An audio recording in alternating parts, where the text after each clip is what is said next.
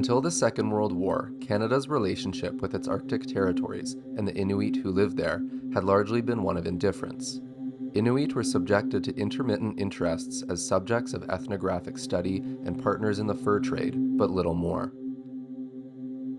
This changed in the 1950s as Canadian politicians, antsy with Cold War anxiety, started seeing the North through the lens of sovereignty and national security.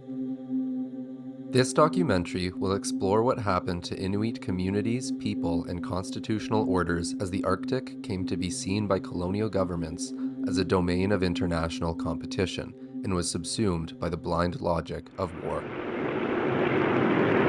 Here on the southern tip of Baffin Island, like other once remote isolated points, the increased tempo of development brought the white man in large numbers with incredible machines and shattered the calm of the silent North.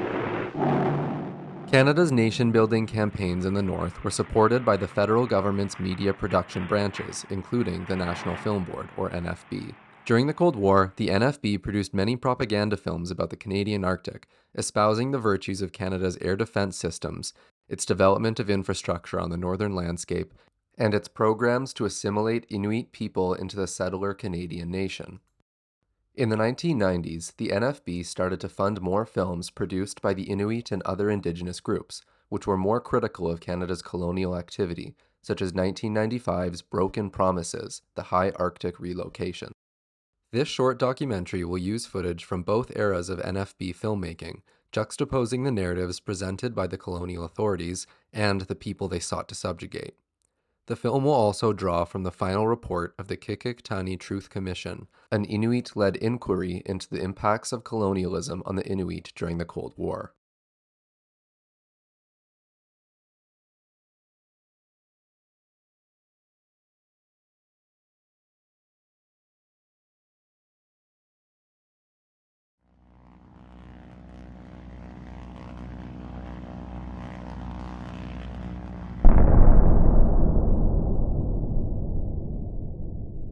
The Second World War came to an end after the newly invented atomic bomb was dropped on Hiroshima and Nagasaki. The front lines of the war froze instantly, drawing borders across territory occupied by the formerly Allied powers of the Soviet Union and the Western Allies, led by the United States. One of these lines crossed the Arctic lands and waters of the Inuit. Before long, the Soviets had developed their own bomb. Atomically armed intercontinental bombers circled the North Pole, ready for the order that would send them beelining south to their targets. The Cold War had begun.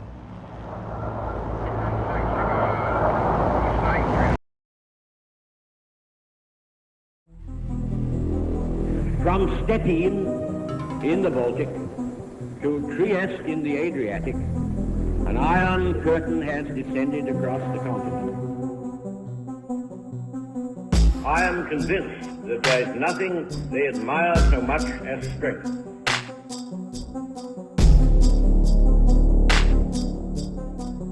And there is nothing for which they have less respect than for weakness.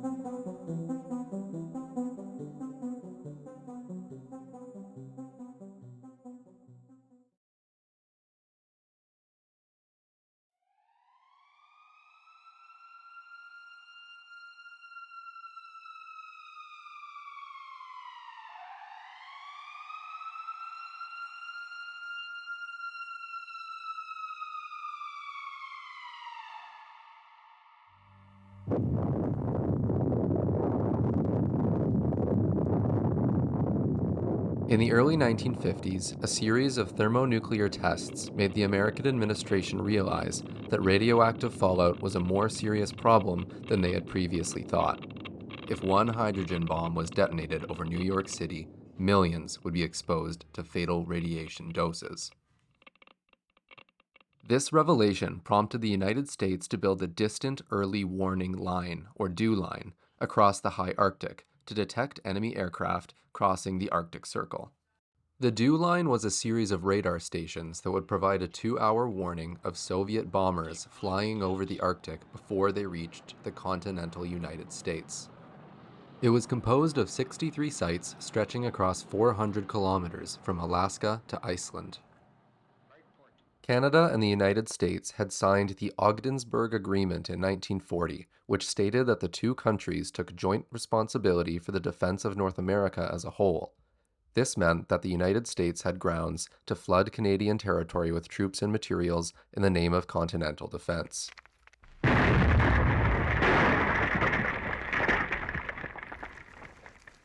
Construction of the radar stations, coordinated by the American and Canadian Air Forces, was a massive undertaking.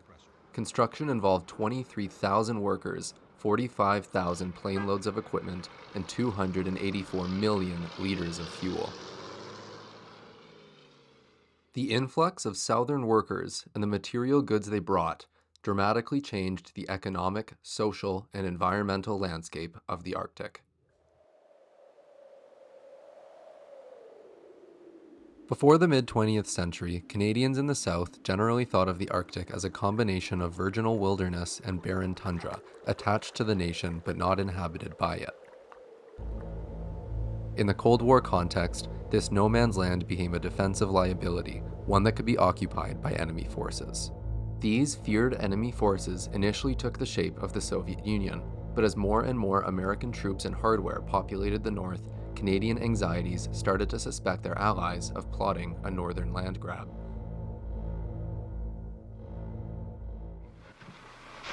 This is the Arctic Ocean, seen from the Canadian side. In her 2017 article, Canada Under the DEW Line, Canadian scholar Rebecca Campbell described how powers often use the borders drawn by defensive lines, like the DEW Line, to signal what they considered to be their territory, and Canada used the opportunity to assert its ownership of the high Arctic. This is Canada's last frontier, and men are moving north to pioneer it. Military survey crews range across the bleak terrain, making new maps, improving old ones, and changing an unknown land into a completely charted part of the Canadian nation. In spite of Canada's efforts to integrate the Arctic into an extension of the Canadian South, the United States perceived the North as a battleground, a so-called waste area meant to absorb the damage of a nuclear exchange, keeping fallout away from the American heartland. All the same, Canadian romanticization of the North as a pristine national backyard made the imagined threat of American forces staking a claim to the Arctic more pressing for Canadian voters, newspapers, and politicians. The ultimate show of sovereignty was a settled population, and Ottawa needed to create one to broadcast that the North was an intrinsic part of the nation.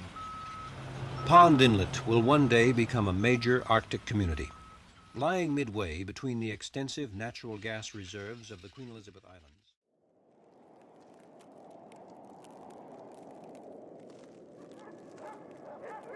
Before 1950, the Inuit residents of the high Arctic lived as they had for generations, living in small family kinship groups.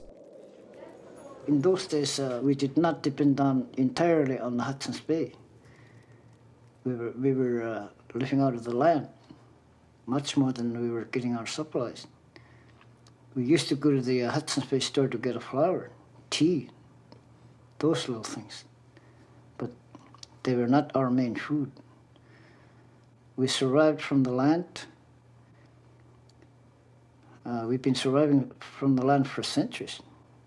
In 1939, a legal ruling decided that the definition of Indians in Section 91 of the Constitution Act included Inuit, meaning the federal rather than provincial government had jurisdiction over them. Ottawa started looking for alleged solutions for the welfare of their so-called northern citizens. When the prices of furs took a downturn post-World War II, the federal government used the pretext of welfare for Inuit trappers who had lost income to start intruding more into Inuit lives. I first heard about the relocation when the police came by dog team with an interpreter and told us we were leaving. He told my older brother and his wife's family, "There are many animals at the new location and that is why you are leaving." I will never forget his words. He said that whenever we felt like returning home, we could. and he made it sound very attractive. The families were relocated thousands of kilometers north to the high Arctic, where local conditions soon showed that government concerns for Inuit welfare were not the primary motivation for the resettlements. They dumped us like dogs. There was little light, and the weather was already cold. They moved us to a barren land in front of a big mountain. We didn't have any supplies. Relocatees were told they'd be provided with housing, food, running water, and other necessities of life, none of which were in place when they arrived. The RCMP's promise that they could return home if they chose was not honored, and relocated Inuit were subject to constant RCMP surveillance. One of the new communities at Grise Fjord was beside an American Air Force base. Ottawa needed a permanent population to remind the Americans who the Arctic really belonged to. This resettlement program has since been referred to as the Human Flagpoles Project.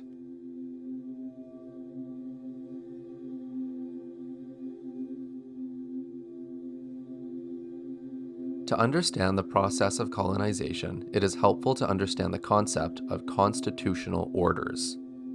A constitutional order is a framework for the operation of law in a community. Constitutional orders go deeper than a written code. It is a set of presumptions about reality and existence, which inform the values and objectives of its laws and legal practices. In his PhD dissertation, Anishinaabe legal scholar Aaron Mills described how constitutional orders are generated within independent ecosystems of logic and structure, and it is impossible to translate them across the gaps between those ecosystems without losing their true meaning.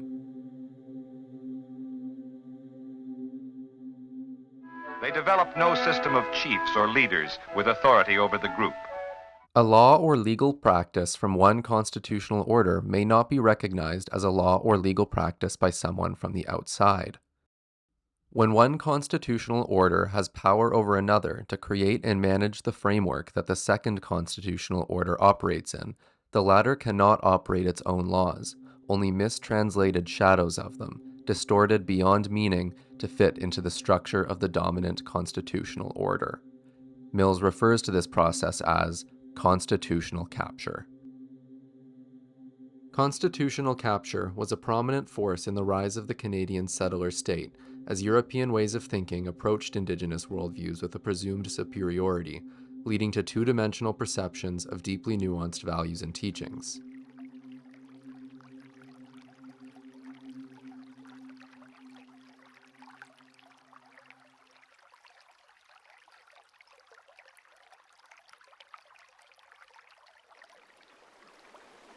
In her 2012 article, Placing Economies, Lessons from the Inuit About Economics, Time, and Existence, Professor Nicole Gombe describes what she refers to as the economy of place.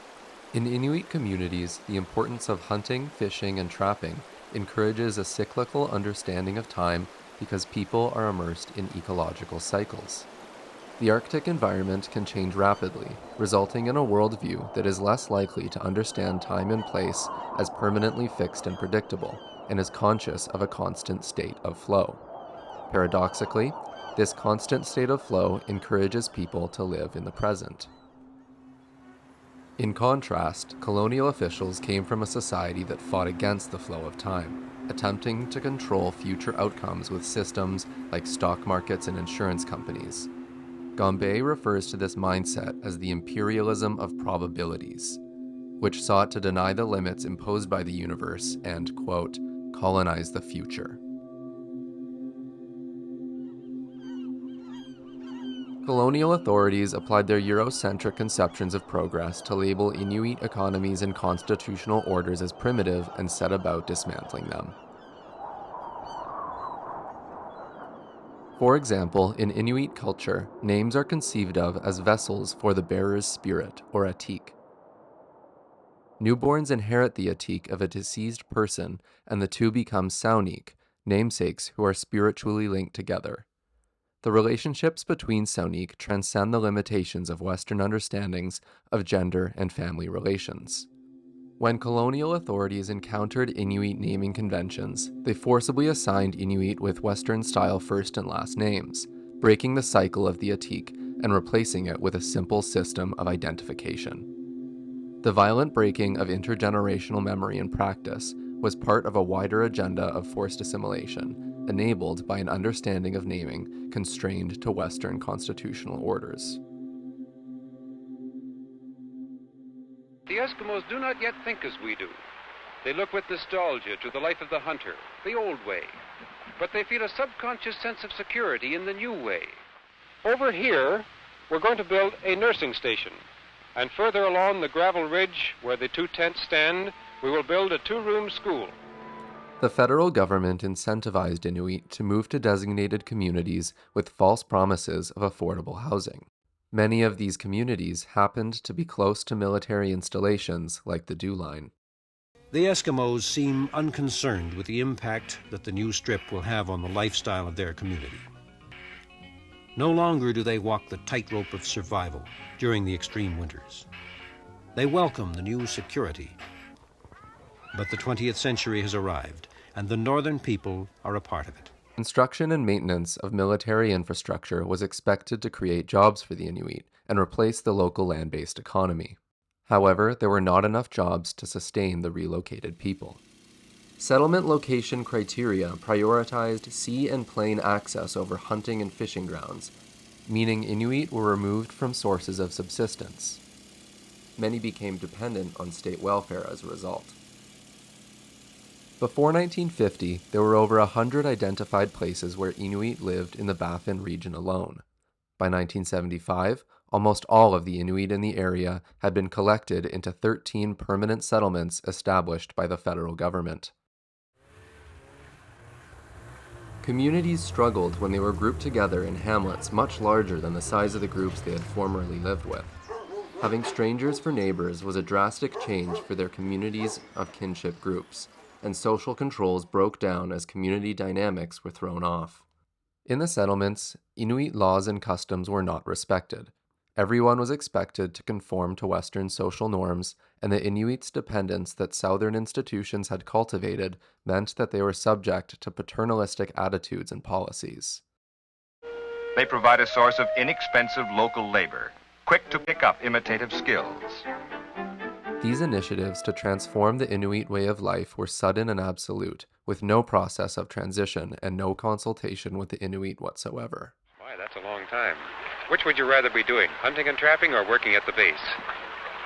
I think better to hunt. Hunting better. Do you get much chance to go out hunting now? No. Not very much. How about you, Jacoby? Which would you rather doing? But a hunt.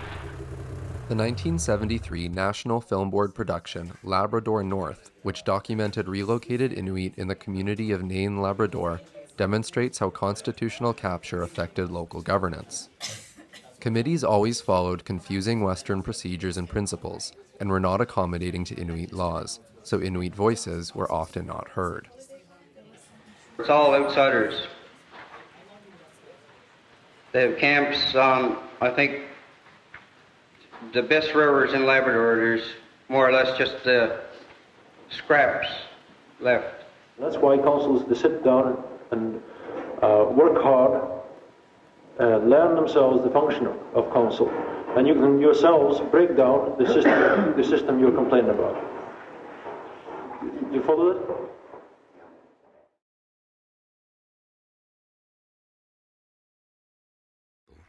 Life has already changed greatly for the Caribou Eskimo people.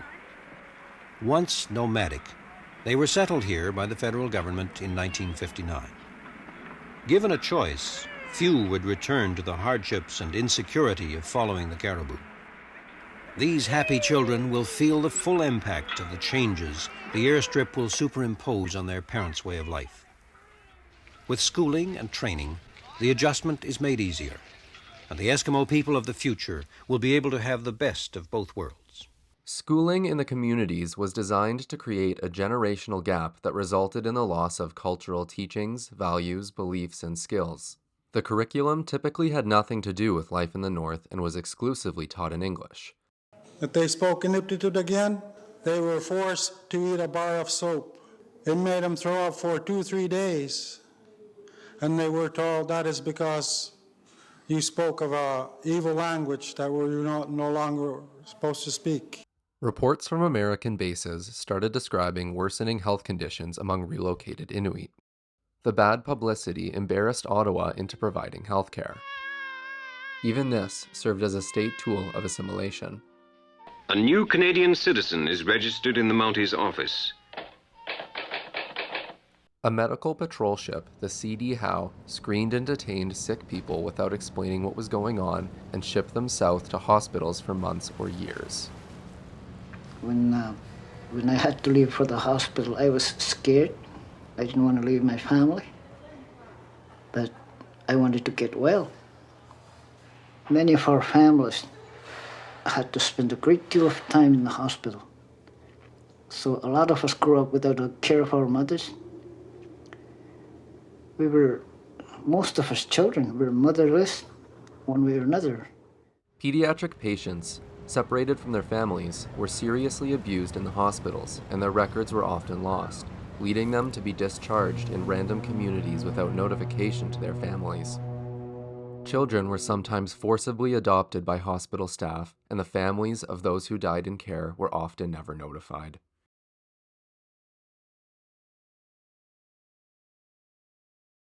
There is a deep relationship between sled dogs and a hunter. Dogs pull sleds, fetch game, protect families against predators, navigate through storms, and test sea ice for cracks. The dogs had a difficult time adapting to settlement life, where there were exponentially more strange people and dogs. When dogs inevitably got stressed out by this situation and got into conflicts with one another, the RCMP response was to put them down. Many hunters who had their dogs killed were effectively imprisoned in settlements. Snowmobiles were eventually brought in as replacements, but by this point many skilled hunters had passed away without teaching their skills to the next generation. Today, many Inuit characterize the killings as a strategy for curbing their self-reliance. A legal ruling in 1959 decided that Inuit were exempt from the Indian Act provision that prohibited sale of liquor to Indians. This resulted in alcohol pouring into settlements. Many Inuit drank in response to the trauma and pain of the relocations. This resulted in predictable preaching from government officials who said drunkenness was a moral deficiency, and authorities did little to restrict the import of liquor. People started drinking, and I guess they got to drink more and more, and then they would say, there's another place where we used to live. They used to tell me that, but I couldn't really believe them. Sometimes from one house to another, we would be running away from fightings or drunks, and then we would go to another family, and there'd just be kids there and nobody else taking care of them. And you would wake up intoxicated parents entering, and you want to sleep, but you can't. It was depressing. I mean, not fun at all. I guess the people at the base started to realize they could take advantage of this, that they could bring down the booze and womanize. It was never during the daytime. Like, it was like a hush-hush sort of.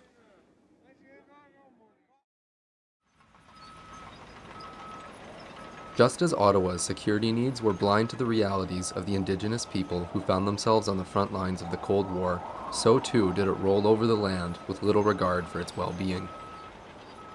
Gear was dumped haphazardly over the years, causing leakage of toxic chemicals into the environment. Pollution in the north breaks down slowly because of freezing temperatures and the lack of sunlight. Many contaminants from abandoned radar sites, including asbestos and toxic chemicals, continued to leak decades after the sites were shut down. Contaminants stick to animal fat, bioaccumulating as they move through the food chain. Toxins and carcinogens have been found in the systems of animals that Inuit rely on for food, including caribou, trout, and others.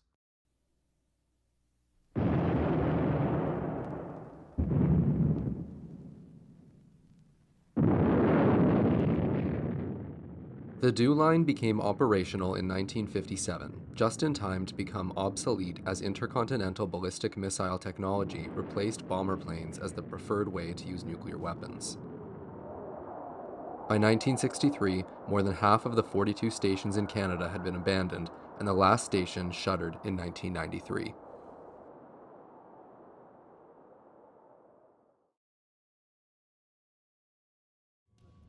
In Inuit terms, Qikqtani Inuit are seeking peace with past opponents. The festivities proclaim the first new subdivision of Canada's political map in 50 years. 19 new lawmakers, many of them inexperienced, assume control over 20% of the nation's vast land. This was achieved through peaceful negotiations without civil disobedience, without litigation. Today, Nunavut's territorial government functions using a set of principles known as Inuit-Canadian, or IQ, built into their procedures and policies. In her book, The Politics of Naming in the Arctic, author and journalist Valerie Alia describes IQ as family kinship values that have been linked to modern realities to function as guidance for government decision-making. Examples of IQ principles include consensus-based decision-making, serving others, environmental stewardship, and collaboration. I have watched with great admiration and respect as the people of Nunavut have assumed more and more authority. Although Nunavut is still under the jurisdiction of the federal government and is captive to its constitutional framework, the use of IQ in the territorial government creates space for its preservation and revitalization among those who know how to use it. In 2005, the federal government tasked the Royal Canadian Mounted Police with investigating their alleged murder of sled dogs. The QIA was deeply disappointed with the RCMP report, which rejected Inuit memories and was disrespectful of Inuit elders.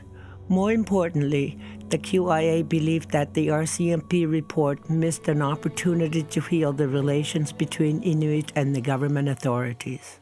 The investigation denied the slaughter took place, prompting the creation of the Inuit-led Qikqtani Truth Commission.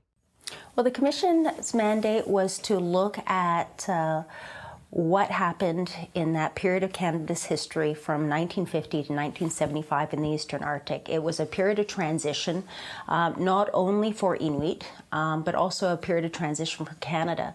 So Inuit had lived a nomadic life and then moved into the settlements, and the Commission looked at why and how that happened and the role of the government in that process and the effects and consequences of those policies and those decisions on Inuit. The Commission interviewed 350 witnesses and reviewed documents from the Cold War period regarding 13 communities in the Qikqtani or Baffin Island region.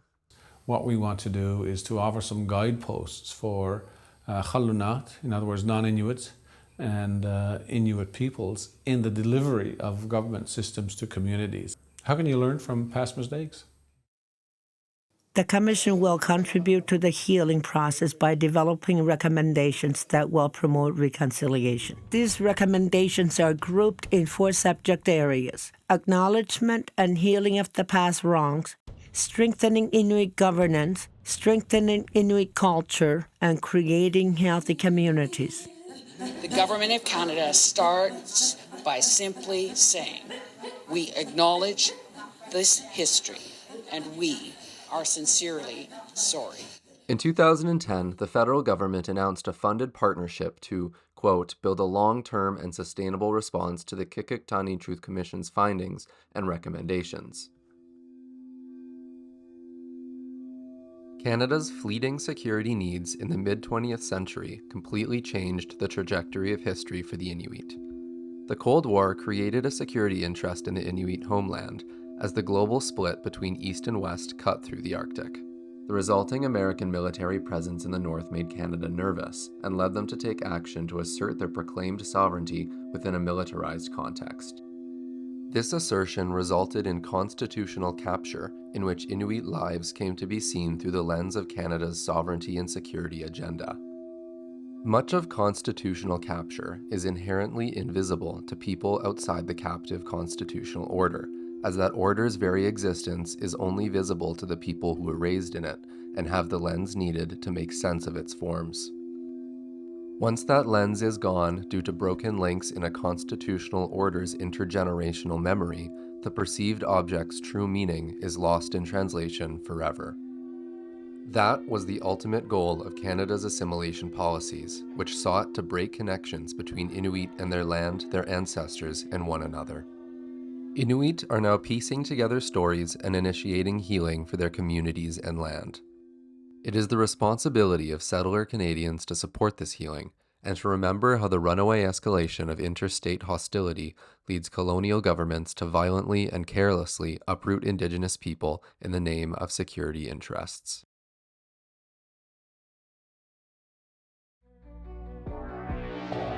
The Arctic is warming more than twice as fast as the global average, opening up new shipping lanes and revealing a treasure trove of natural resources. And there are fears that if Canada doesn't assert its presence and ownership of this region, another country will. Canada claims jurisdiction over the Northwest Passage, but that ownership is challenged by the U.S. and others. As Russia slips away from diplomatic ties, its military forces are expanding. In February, Russian bombers flew over the Bering Sea, close to Alaska and Canada's borders. If Russia were ever to attack North America, the shortest route would be from the North Pole. When will this government stand up to Putin and defend our Arctic sovereignty? Canada is also purchasing 15 new warships to work in tandem with its 6 icebreakers.